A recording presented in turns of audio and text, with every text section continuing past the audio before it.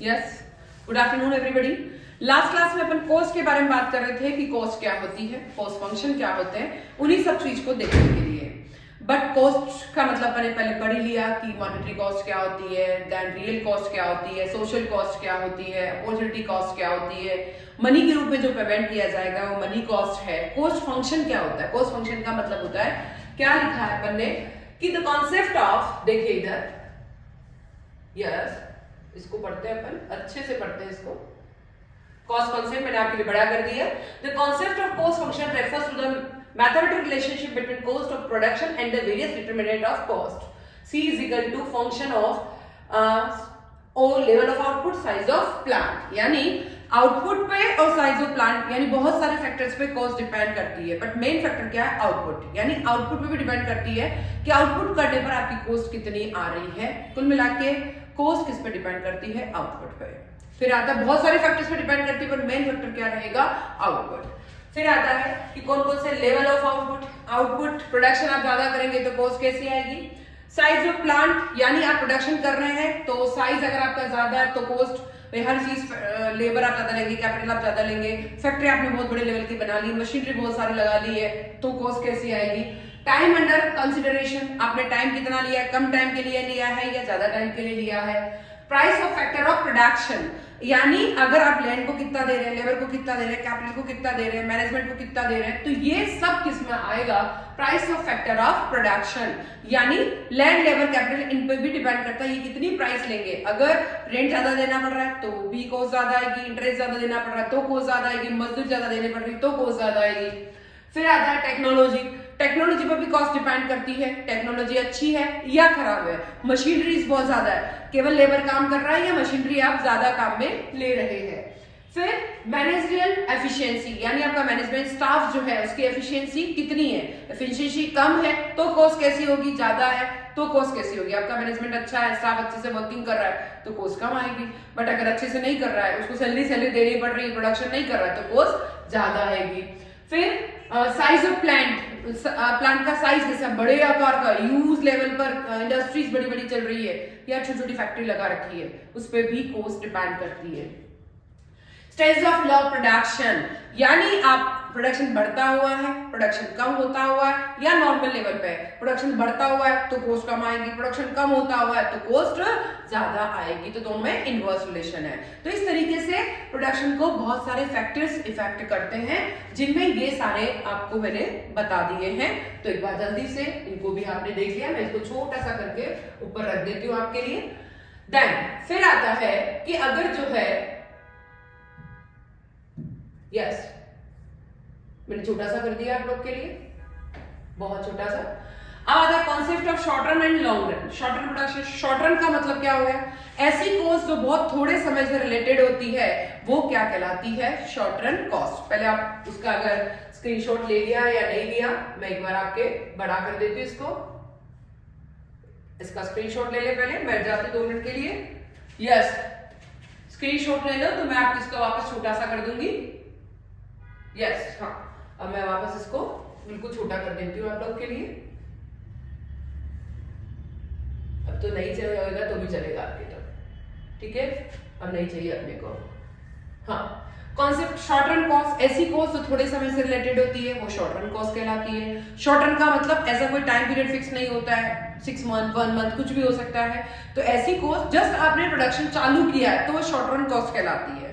Just production चालू किया है तो आपका रेंट भी लगेगा, आपका इंटरेस्ट भी लगेगा, आपका रॉ मटेरियल भी लगेगा, आपका इलेक्ट्रिसिटी का बिल भी आएगा, आपको वेजेस भी देनी पड़ेगी, इंटरेस्ट भी देना पड़ेगा, फैक्टर प्राइस भी देनी पड़ेगी। तो आपको सब कुछ देना पड़ेगा। जब थोड़ा सा टाइम जस्ट आता है तो आपको हर एक खर्चा आपको पे करना है। यानी आपके पास क्या क्या खर्चा होगा? शॉर्ट रन में फिक्स कॉस्ट भी लगेगी और वेरिएबल कॉस्ट भी लगेगा, रेंट इंटरेस्ट भी लगेगा, प्लस रेंट इंटरेस्ट के अलावा आपको डेप्रिसिएशन भी लगेगा, प्लस रॉ मटेरियल का खर्चा भी होगा। तो फिक्स कॉस्ट और वेरिएबल कॉस्ट दोनों ही शॉर्ट रन में हमेशा रहती है।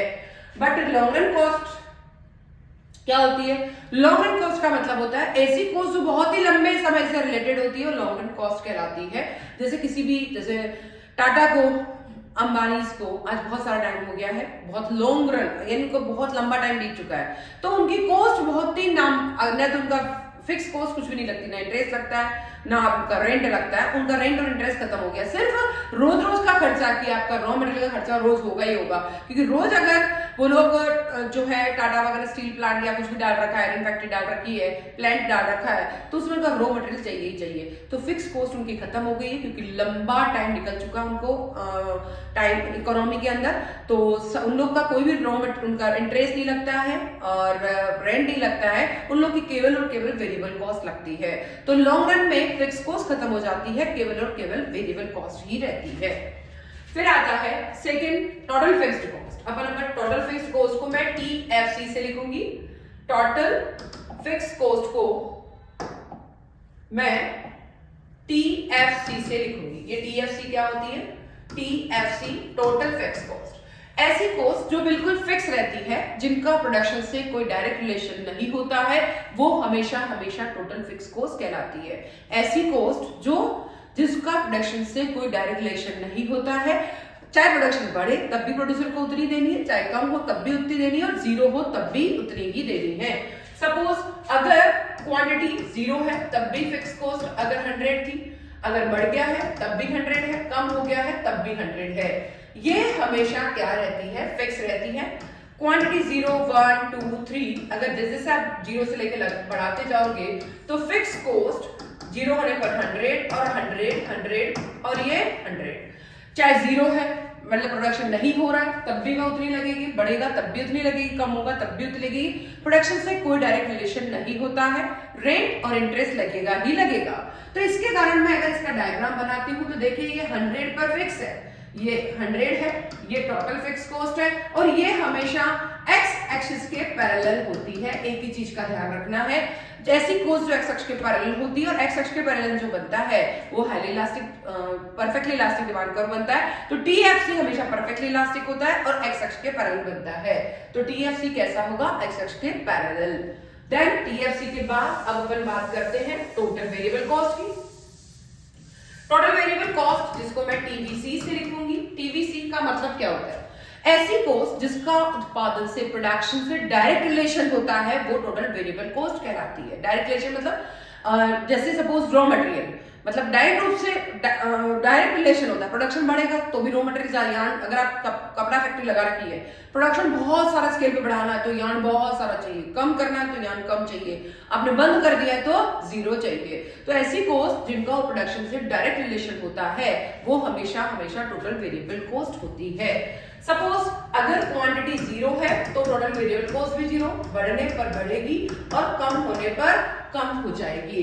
क्वांटिटी 0 होने पर TVC भी 0, बढ़ने पर बढ़ेगी और कम होने पर कम हो जाएगी, तो वो हमेशा टोटल वेरिएबल कॉस्ट यानी TVC कहलाएगी। ठीक है, अगर मैं क्वांटिटी 0 है तो TVC को देखिए कैसी रहेगी। यहां पर 0 होने पर 0, जैसे जैसे क्वांटिटी बढ़ाएंगे तो ये भी आपकी लगातार बढ़ती जाएगी, यानी 0 होने पर 0 है, और जैसे जैसे प्रोडक्शन बढ़ता जा रहा है टोटल वेरिएबल कॉस्ट भी आपकी लगातार क्या होती जा रही है? बढ़ती जा रही है। तो टोटल वेरिएबल कॉस्ट कैसी होती है? 0 होने पर 0 है तो मैं 0 से ही शुरू करूंगी, और लगातार बढ़ती जा रही है तो इसका मतलब ये क्या कहलाएगी? Total variable cost. 0 से शुरू होती है, लगातार बढ़ती जाती है, और जिसका प्रोडक्शन से डायरेक्ट रिलेशन होता है, सपोज डेप्रिसिएशन का खर्चा और रॉ मटेरियल का खर्चा, वो हमेशा किसमें आएगा? Variable cost, total variable cost, TVC से इसे लिखा जाएगा। फिर अपन बात करते हैं TVC के बाद कि अगर जो है अब आती है कि टोटल कॉस्ट क्या होती है। टोटल कॉस्ट का मतलब होता है TFC plus TVC। Yes, total cost किसे कहा जाता है कि मैं टोटल फिक्स कॉस्ट का और टोटल वेरिएबल कॉस्ट दोनों का अगर प्लस कर देती हूं तो वो क्या कहलाएगी? Total cost. फिक्स कॉस्ट और वेरिएबल कॉस्ट दोनों को प्लस करना है। क्वांटिटी 0, 1, 2, 3, 4, 5 तो फिक्स कॉस्ट फिक्स ही है, वो हमेशा अगर सभी पर क्या है? 100 है, ये देखिए सभी पर 100 है। वेरिएबल कॉस्ट कैसी है? 0 पर 0, और लगातार कैसी होती जाएगी? बढ़ती जाएगी। ठीक है, और टोटल कॉस्ट का मतलब होता है TFC plus TVC। 100 plus 0 100, 100 plus 10 110, 100 plus 18 118, 100 plus 24 124, 100 plus 28 128, 100 plus 30 130। तो टोटल कॉस्ट का मतलब क्या हो गया, यहां देखिए total cost 100 plus 0 100, 100 plus 10 110, 100 plus 18 118, 100 plus 24 124, 100 plus 28 128 और 100 प्लस 30 130। तो अगर मैं दोनों का प्लस कर रही हूं तो ये टोटल कॉस्ट हो गई है। अब मैं इसका डायग्राम भी बनाती हूं। तो फिक्स जो है वो TFC है जो कि 100 से शुरू है। किससे शुरू है ये? 100 से। ठीक है, अब देखिए जो वेरिएबल कॉस्ट है वो 0 से शुरू है, टोटल वेरिएबल कॉस्ट। पर जहां से टोटल फिक्स कॉस्ट शुरू होती है वहीं से टोटल कॉस्ट शुरू होगी, इस चीज का ध्यान रखना है, क्योंकि 100 प्लस 0 वो 100 होता है। तो फर्स्ट टाइम में जितना फिक्स कॉस्ट होता है उतना ही टोटल कॉस्ट होगा। अगर ये 100 है तो टोटल कॉस्ट भी कितनी हो गई है? 100। बट इसका शेप कैसा होगा? जैसा देखिए 100 plus 10 110, 100 plus 18 118, 100 plus 24 124, 100 plus 28 128, 100 plus 30 130।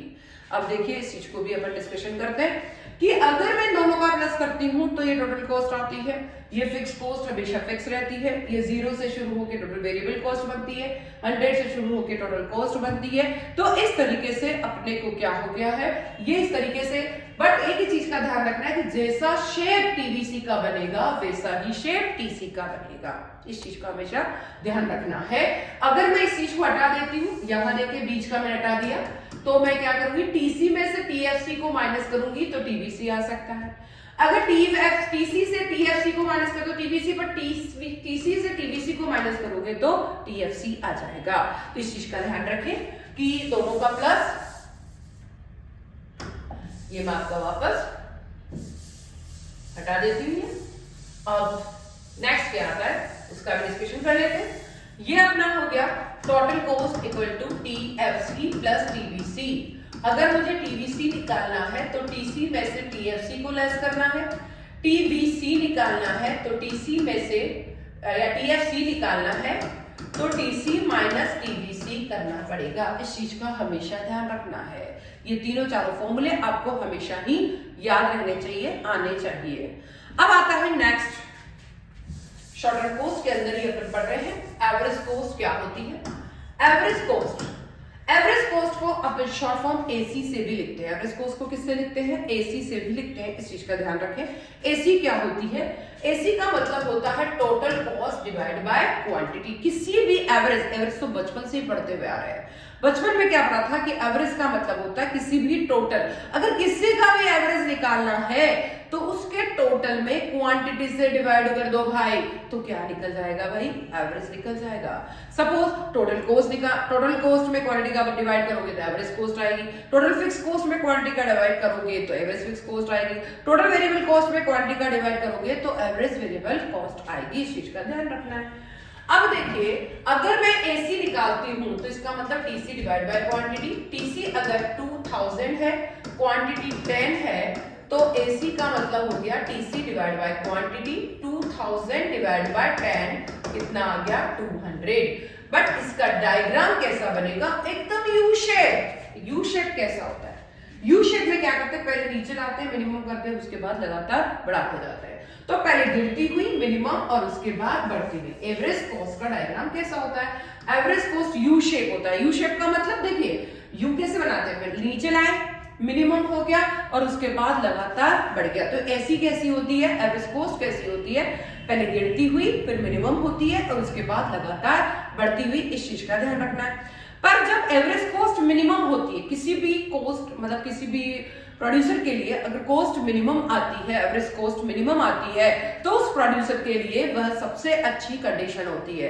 किसी भी प्रोड्यूसर के लिए अगर कॉस्ट मिनिमम आती है तो उस प्रोड्यूसर के लिए वह सबसे बेस्ट, सबसे अच्छी कंडीशन होती है कि उसके लिए कॉस्ट क्या आ रही है? मिनिमम आ रही है। उस चीज का ध्यान रखना है। तो एवरेज कॉस्ट का डायग्राम कैसा होगा? मिनिमम, गिरता हुआ मिनिमम और लगातार कैसा होगा? बढ़ता हुआ। एसी क्या होगी? Total cost divide by quantity. Total cost 2000 है, क्वांटिटी 10 है, तो एसी मतलब 2000 डिवाइड बाय 10 200। अब इसी से थोड़ा सा घुमा के कि अगर इसका उल्टा ले लेते हैं, एसी अगर 200 है, क्वांटिटी अगर 10 है तो टोटल कॉस्ट कैसे निकलेगी। तो एक ही चीज ध्यान रखें कि AC इंटू क्वांटिटी कर दो, यानी 200 इंटू 10 कर दो, तो ये 2000 क्या आ गया, टोटल कॉस्ट आ गई। तो एक एवरेज कॉस्ट मतलब total cost divided by quantity, और अगर टोटल कॉस्ट निकालना है तो एवरेज कॉस्ट इनटू क्वांटिटी करना होगा। इस चीज का बहुत अच्छे से आपको ध्यान रखना है। तो ये हो गया आपका एवरेज कॉस्ट। अब आता है एवरेज कॉस्ट के बाद नेक्स्ट आता है एवरेज फिक्स कॉस्ट क्या होता है। यस, अगर मैं एवरेज फिक्स कॉस्ट की बात करूं तो एवरेज, या पहले आप एवरेज वेरिएबल कॉस्ट पढ़ लीजिए। एवरेज वेरिएबल कॉस्ट का शॉर्ट फॉर्म होता है एवीसी। एवरेज वेरिएबल यानी टोटल वेरिएबल कॉस्ट में क्वांटिटी से डिवाइड करना है। अगर आप टोटल वेरिएबल कॉस्ट में क्वांटिटी से डिवाइड करेंगे तो क्या आ जाएगी, average variable cost. Yes, average variable cost का डायग्राम कैसा बनता है। अगर टोटल वेरिएबल कॉस्ट आपके पास कितना है 5000 और क्वांटिटी है आपका 10, तो एवरेज वेरिएबल कॉस्ट कैसे निकालेंगे, 5000 डिवाइड बाय 10 500। ठीक है, अगर इसका उल्टा लेते हैं, एवरेज वेरिएबल कॉस्ट दे रखी है 500, क्वांटिटी दे रखी है 10, तो टोटल वेरिएबल कॉस्ट कैसे निकलेगी। तो इसके लिए क्या करेंगे, average variable cost into quantity कर देंगे। Average variable cost into quantity करेंगे तो 500 इनटू 10 करेंगे तो वापस उल्टा हो जाएगा 5000। तो इस चीज से ध्यान रखें कि अगर एबीसी निकालना है तो टीवीसी डिवाइड बाय क्वांटिटी करना है। एबीसी और क्वांटिटी दे रखा है तो टीवीसी निकालना, तो एबीसी को क्वांटिटी से इनटू कर देंगे तो टीवीसी आ जाएगा। अब इसका डायग्राम कैसा बनता है, इसका डायग्राम हमेशा ऐसा है, तो यू शेप पर धीरे धीरे धीरे बहुत देर तक गिरेगा, मिनिमम रहेगा, धीरे धीरे धीरे लगातार बढ़ेगा। तो ये क्या कहलाएगा, एवरेज वेरिएबल कॉस्ट। तो एवरेज वेरिएबल कॉस्ट भी यू शेप होता है, एसी भी यू शेप होता है, पर एसी थोड़ा सा अंदर की तरफ होता है, एबीसी थोड़ा बाहर की तरफ। रीजन, ये जल्दी जल्दी गिरती है, ये धीरे धीरे गिरती है, ये बहुत देर तक मिनिमम रहती है, थोड़ी देर तक मिनिमम रहती है, ये धीरे धीरे बढ़ती है, ये फटाफट से बढ़ जाती है। तो ये हो गया आपका एसी और एबीसी। अब बात करते हैं अपना कि एएफसी क्या होता है। वेरी गुड, एएफसी का मतलब होता है AFC एवरेज फिक्स कॉस्ट, यानी total fix cost divide by quantity. अभी मैंने बताया था किसी का भी एवरेज निकालना है तो उसके टोटल में आप क्वांटिटी से डिवाइड कर दो तो उसका एवरेज निकल जाता है। वही सेम चीज अगर मान लीजिए मुझे यहाँ पर टोटल फिक्स कॉस्ट दे रखी है 500, क्वांटिटी है 5, तो मुझे अगर एवरेज फिक्स कॉस्ट निकालनी है तो total fix cost divide by quantity 500 divide by 500।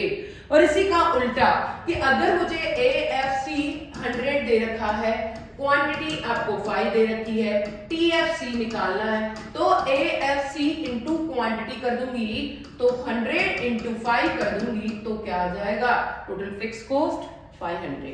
यानी अगर टोटल फिक्स कॉस्ट क्वांटिटी दे रखा है, एवरेज फिक्स कॉस्ट निकालना है तो total fix cost divide by quantity कर देंगे। बट इसका डायग्राम कैसा बनता है, इसका डायग्राम देखिए बहुत जल्दी जल्दी फटाफट फटाफट गिर गई, धीरे धीरे फिर फटाफट गिरी, फिर धीरे धीरे गिरी, धीरे धीरे गिरी, फिर लास्ट में एक्स अक्ष के पैरेलल बन गई। और एक्स अक्ष के पैरेलल बन गई, ऐसे डायग्राम को रेक्टेंगुलर क्या बोला जाता है, रेक्टेंगुलर हाइपरबोला। क्या बोला जाता है, रेक्टेंगुलर हाइपरबोला। अब रेक्टेंगुलर हाइपरबोला एक मैथ्स की टर्म होती है और इसका मतलब क्या होता है कि ऐसे रेक्टेंगल्स इनका एरिया लगभग सिमिलर होता है तो उनको रेक्टेंगुलर हाइपरबोला मैथ्स की टर्म के अकॉर्डिंग।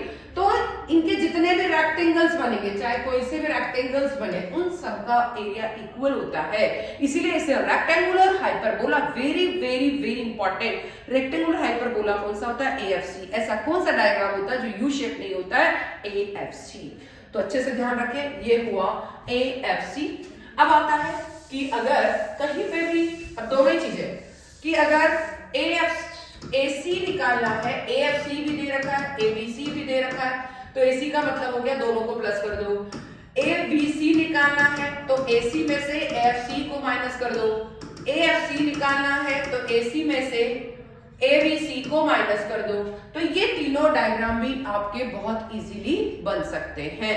तो ये हुए आपके AC, ABC, AFC। अब बनाते हैं कि अपना मार्जिनल कॉस्ट क्या होता है।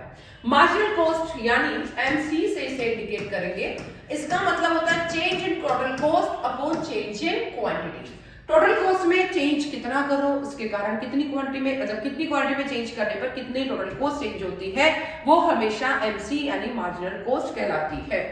सपोज आप अगर 10 क्वांटिटी का प्रोडक्शन करते हैं तो टोटल कॉस्ट आती है 100 के बराबर, 11 का करते हैं तो 110 के बराबर आती है। तो चेंज इन टोटल कॉस्ट कितने का हुआ, 100 माइनस 110 माइनस 100 10 का। क्वांटिटी में चेंज कितने का हुआ, 11 माइनस 10 कितने का हुआ, 1 का।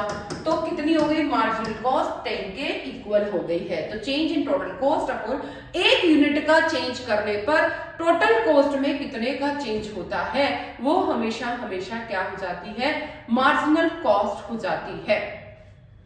अब जरूरी नहीं कि यहाँ पे एक ही क्वांटिटी का चेंज हो सकता है, 10 से अपन 12 करते हैं तो यहाँ पे 10 में अगर टोटल क्वांटिटी में कितने का चेंज होगा, 2 का, तो 10 में 2 से डिवाइड करेंगे तो क्या हो गया, 5। इसका डायग्राम हमेशा राइट के निशान जैसा बनता है। एक चीज का ध्यान रखें, एमसी का जो डायग्राम है वो हमेशा कैसा बनेगा, राइट, जो आपने बचपन में किसी कॉपी चेक करते वक्त बनाया हो या भी बनाते हो, इच्छा होती किसी किसी को, तो एकदम से गिरना, मिनिमम रहना और लगातार बढ़ना। एमसी का डायग्राम कैसा बनेगा, थोड़ा सा गिरना, मिनिमम रहना और लगातार बढ़ना। तो लगभग इसे भी अगर कहा जाए कि एमसी कैसा होता है, लगभग ये भी यू शेप का होता है एमसी। तो एमसी एक राइट का निशान होता है और इसको भी यू शेप डायग्राम ही कहा जाता है। फिर एमसी हो गया, थोड़ा सा स्क्रीनशॉट भी लेते जाइए। अब बात करते हैं कि सबका डायग्राम भी मैं एक साथ बनाती हूँ। लो भाई, मैं सबका बना देती हूँ। ये सबके बाद डायग्राम, ये हो गया आपका बहुत कम चौड़ा, तो एसी हो गया यू शेप, थोड़ा चौड़ा वो एबीसी हो गया। दोनों के मिनिमम पॉइंट पर एक चीज हमेशा ध्यान रखें, एसी और एबीसी दोनों के मिनिमम पॉइंट पर हमेशा एमसी काटेगी। एक चीज ध्यान रखें, एसी एबीसी के मिनिमम पॉइंट पर, एसी एबीसी के मिनिमम पॉइंट पर, एसी एबीसी के मिनिमम पॉइंट पर एमसी काटेगी। पर एबीसी का मिनिमम पॉइंट ए पहले आ जाता है, पर एसी का मिनिमम पॉइंट बाद में आता है। इसका पहले आता है और इसका क्या होता है, बाद में आता है। इसका का प्रोडक्शन लेवल 10 पे आ जाता है और इसका बाद में आता है। अगर मैं एएफसी बनाऊं इसी में, तो पहले कम ज्यादा रेट से, फिर कम रेट से और लास्ट में ए एक्स अक्ष के पैरेलल हो गया है, तो ये क्या कहलाएगा, एएफसी। मैंने चारों डायग्राम एक ही डायग्राम में बना दिए हैं, इस चीज का ध्यान रखें, एसी एबीसी एएफसी और एमसी। लो मैं इसको भी थोड़ा सा मिटा देती हूँ। ये मिटाने के बाद कि अगर ये लीजिए, अब एसी और एमसी का रिलेशन कैसा होता है, एसी और एमसी का रिलेशन, ये देखिए जो चौड़ा है ये हो गया अपना एसी और इसके मिनिमम पॉइंट पर क्या काट रही है, एमसी। तो देखिए एसी एमसी दोनों गिरती है, पर एसी से एमसी ज्यादा रेट से गिरेगी। एक लिमिट के बाद ये देखिए एसी में के मिनिमम पॉइंट पे हमेशा क्या काटेगी, एमसी। सेकंड पॉइंट क्या हुआ, एसी के मिनिमम पॉइंट पर हमेशा क्या काटेगी, एमसी। एक लिमिट के बाद दोनों बढ़ती है, एसी भी बढ़ती है एमसी भी बढ़ती है, पर एसी से एमसी ज्यादा रेट से बढ़ती है। देखिए फर्स्ट पॉइंट क्या है, एसी भी गिरेगी एमसी भी गिरेगी। हमेशा ध्यान रखना, मैंने पहले भी बताया था, ए से कंपैरिजन में एम कम भी ज्यादा रेट से होता है और बढ़ता भी ज्यादा रेट से है। तो एसी की अपेक्षा एमसी ज्यादा रेट से गिरेगी, दोनों बढ़ेगी पर एसी से एमसी ज्यादा रेट से बढ़ेगी, और एसी के मिनिमम पॉइंट पर हमेशा एमसी काटेगी। ये पॉइंट आपको हमेशा ध्यान रखना है, एक चीज का ध्यान रखें। अगर मैं इसी को टेबल से भी समझे, इन सब के जो अपने पढ़ लिए हैं, कि अगर क्वांटिटी 1 2 3 4 5 लिखते हैं तो टोटल फिक्स कॉस्ट क्या हो गई है, 100 फिक्स हो गई है। देन टोटल वेरिएबल कॉस्ट क्या हो गई है, 1, तो ये हो गई 10 18 24 28 30। तो टोटल कॉस्ट मतलब क्या हो गया, टीएफसी प्लस टीबीसी। ठीक है, इन दोनों को प्लस करती हूँ, 100 प्लस 10 110 118 124 दोनों को प्लस होगा 128 और 130। अब एसी का मतलब क्या हो गया है, टीसी डिवाइड बाय क्वांटिटी, और एबीसी का मतलब क्या हो गया, टीबीसी डिवाइड बाय क्वांटिटी, और सेम एएफसी का मतलब एएफसी मतलब टीएफसी डिवाइड बाय क्वांटिटी। तो इस तरीके से ये टेबल आपको खुद को कंप्लीट करनी है, इसका स्क्रीनशॉट ले लें। जितने भी डिवाइड करने हैं वो सब वैल्यूज आपको फाइंड करनी है, जल्दी जल्दी डिवाइड करें, जल्दी जल्दी निकालें। अब देखिए अब आता है अपना long run cost. Yes, long run ऐसी कॉस्ट जो हमेशा लॉन्ग टाइम से लंबे समय से रिलेटेड होती है, ऐसी कॉस्ट जो हमेशा हमेशा लंबे समय से रिलेटेड होती है, वो हमेशा लॉन्ग रन कॉस्ट कहलाती है। अब मैंने बताया था कि ऐसा जो कोई प्रोड्यूसर है उसको लंबा टाइम निकल गया है तो उसका फिक्स कॉस्ट बिल्कुल भी नहीं लगेगा, ना उसका रेंट लगेगा ना उसका इंटरेस्ट लगेगा, क्योंकि खुद की प्रॉपर्टी खरीद लेता है, खुद का पैसा बना लेता है। जब खुद की प्रॉपर्टी खरीद लेगा रेंट नहीं लगेगा, खुद का पैसा लगा बना लेगा इंटरेस्ट नहीं लगेगा, तो फिक्स कॉस्ट बिल्कुल खत्म हो जाती है। केवल और केवल क्या रहती है, वेरिएबल कॉस्ट रहती है। जहां केवल वेरिएबल कॉस्ट रहती है यानी तो वह कौन सी कॉस्ट होती है, लॉन्ग रन कॉस्ट। अब देखिए हम ये कह रहे हैं कि फिक्स कॉस्ट खत्म हो गई है, केवल और केवल क्या बची है अपने पास, वेरिएबल कॉस्ट, तो वो क्या हो जाती है, लॉन्ग रन कॉस्ट हो जाती है। अब बात कर रहे हैं अपन, क्या बात कर रहे हैं कि अगर जो है लॉन्ग रन कॉस्ट में अगर अपन लॉन्ग रन है ना, तो लॉन्ग रन में अपन पढ़ रहे हैं लॉन्ग रन एवरेज कॉस्ट। अब लॉन्ग रन में एवरेज यानी LAC, ये LAC long run average cost क्या होता है, लॉन्ग रन यानी लंबा समय से रिलेटेड एवरेज कॉस्ट। अब ऐसा प्रोड्यूसर जिसको लंबा टाइम हो गया है, ठीक है, तो अब उसको क्या लगता है कि मैं अगर अपने को 6 महीने के लिए मुझे प्रोडक्शन, मतलब मुझे बहुत सारा प्रोडक्शन कॉन्टेक्ट पे बना के लेना, ऐसा मान के चलते कि मैंने आपको कॉन्टेक्ट दिया है कि आप मुझे 6 महीने का प्रोडक्शन अलग अलग निकाल के दे दो। मेरी एक ही शर्त है कि पर एक ही प्रोडक्शन तो दोगे, मुझे 6 महीने का प्रोडक्शन चाहिए, पर एक ही कंडीशन है, मुझे जनवरी का अलग प्रोडक्शन कोर्स निकाल के दोगे, फरवरी के अलग कोर्स निकाल के दोगे, मार्च के अलग दोगे, अप्रैल के अलग दोगे, मई के अलग दोगे, जून के अलग दोगे। तो मैंने क्या कहा कि आपको हर महीने के अलग अलग कोर्स निकाल के देनी है, बट जो 6 महीना 6 मंथ जनवरी से लेके जून तक वो 6 मंथ है, पर अपने आप में 6 मंथ के सामने केवल जनवरी क्या है, शॉर्ट रन। एक चीज का ध्यान रखें, जहां एक तरफ 6 महीने हैं तो वो लॉन्ग रन है, पर उसी के सामने जनवरी अकेला क्या है, शॉर्ट रन। ठीक है, मैं AC लिखूं तो भी वही सेम चीज है, एवरेज कॉस्ट, चाहे मैं SAC लिखूं, शॉर्ट रन एवरेज कॉस्ट लिखो तब भी शॉर्ट रन से रिलेटेड है, और केवल एवरेज कॉस्ट लिखो तब भी वह शॉर्ट रन से ही रिलेटेड है। एक ही चीज का ध्यान रखें, जब वह शॉर्ट रन से रिलेटेड है तब भी, मतलब कम समय से रिलेटेड है तो एवरेज कॉस्ट है, केवल AC लिखूं तब भी शॉर्ट रन से रिलेटेड है, SAC लिखूं तब भी शॉर्ट रन से रिलेटेड है। तो मैंने क्या किया कि मैंने उसको एक ही शर्त रखी है कि आपको मैं दे रही हूं काम, पर एक ही शर्त है कि मुझे जनवरी का कॉस्ट SAC अलग निकाल के दे दे। उसने कहा मैंने दे दिया, मैम आप चेक कर लीजिए, तो मैं इसको 1 मान लिया।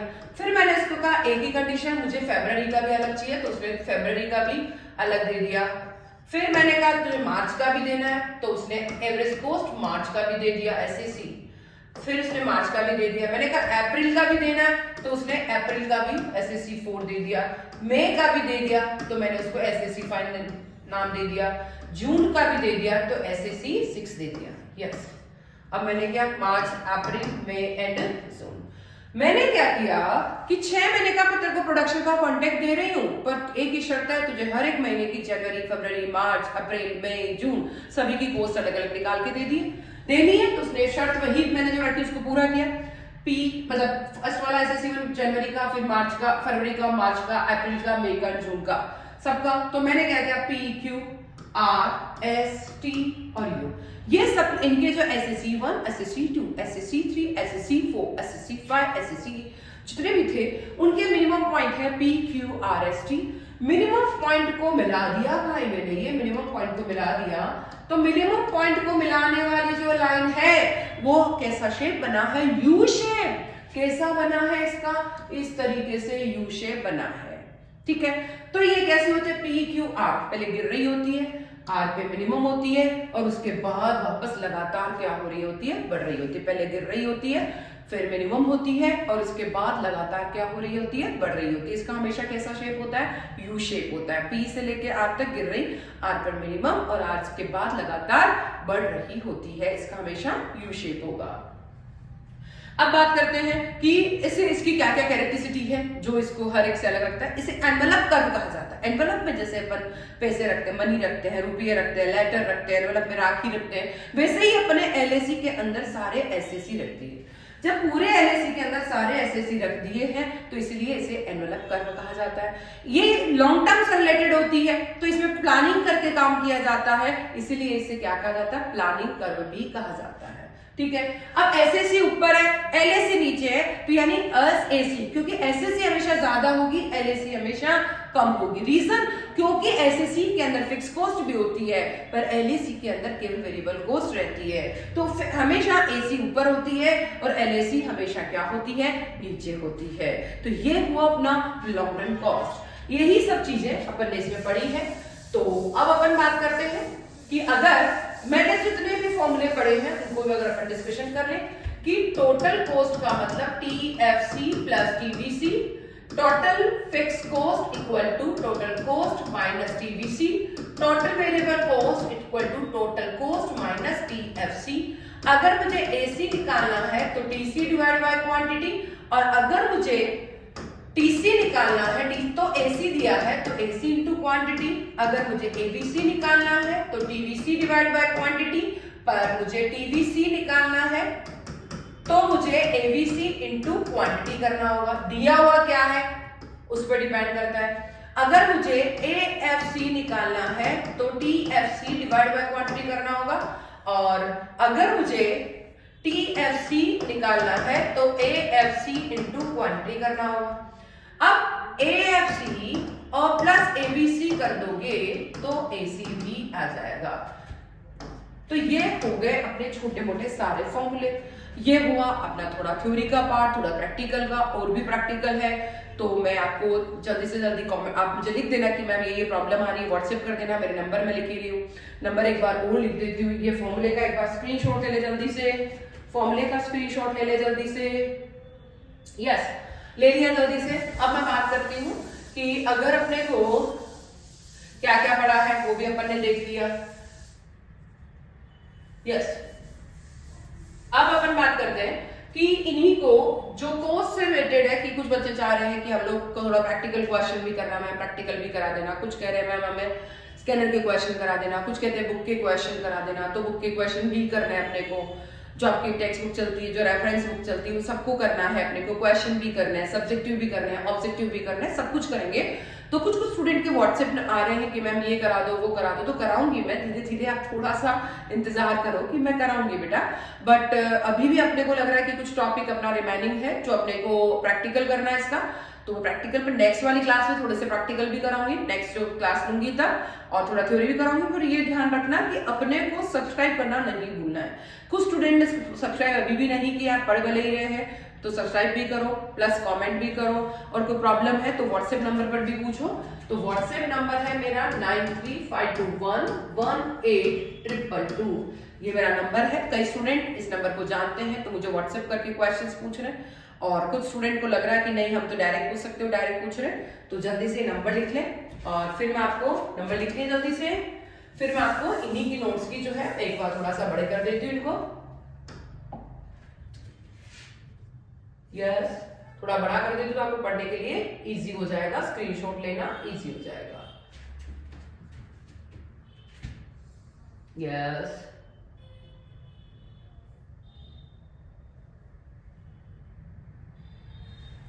जल्दी से जल्दी,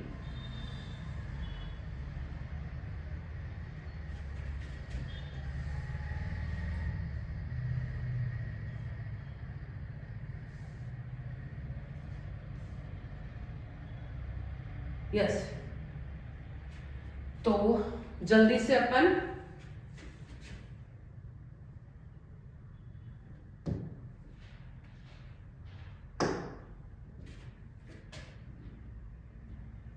हाँ जल्दी से अपन इसका मैं सब्सक्राइब कमेंट लाइक जरूर करना है, बस एक चीज का ध्यान रखें, कोई प्रॉब्लम आए तो मैं नंबर दिया उसको करना है। और एक बार मैं साइन हट रही हूँ, आप स्क्रीनशॉट ले लें, फिर मैं क्लास को अपन ओवर करेंगे। जल्दी से 5 सेकंड का आपको टाइम दूंगी स्क्रीनशॉट लेने के लिए, लिखने के लिए। कोई भी क्वेरी है तो जल्दी से पूछ लेना। Thank you. जल्दी स्क्रीनशॉट लें।